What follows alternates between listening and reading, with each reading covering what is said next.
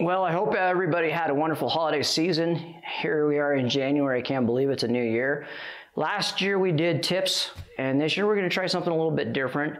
I get questions into the office all the time, plumbing related, and I thought how cool it would be to be able to answer these questions for you, our customer. And I'm going to do it as we get them in. We get them in through email, we get them in through letters, and we're just going to give these questions or answers these questions that come in and give it to you as the homeowner. So hopefully you enjoy this. Let's give it a start out. Let's check it out here. Let's see what we got here.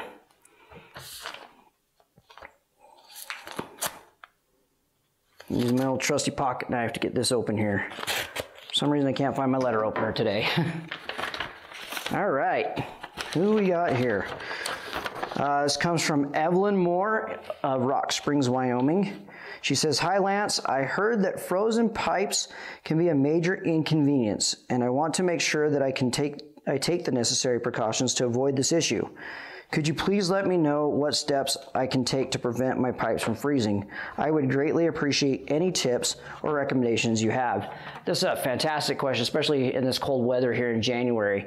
Frozen pipes are a huge problem that we face every year here at Aspen Mountain Plumbing. We get out and take care of all these frozen pipes.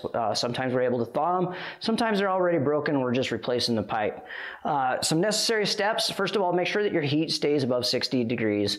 You don't want it to go any lower than 60 degrees. 55 at bare minimum. If you're going out of town, you could probably turn it down to 55 and it stays there.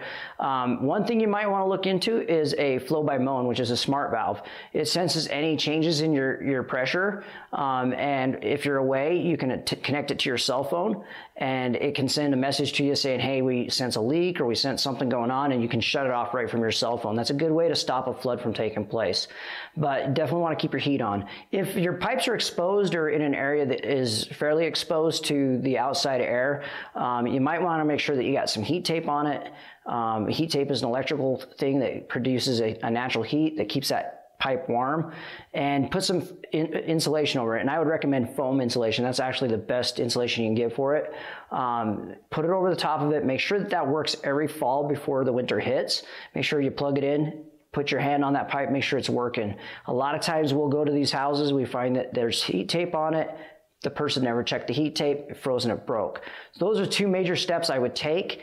If you know that this is a continual problem, give us a call here at Aspen Mountain Plumbing. We can help you out on trying to figure out how we can remedy this. There are ways of remedying it without ever having to have heat tape.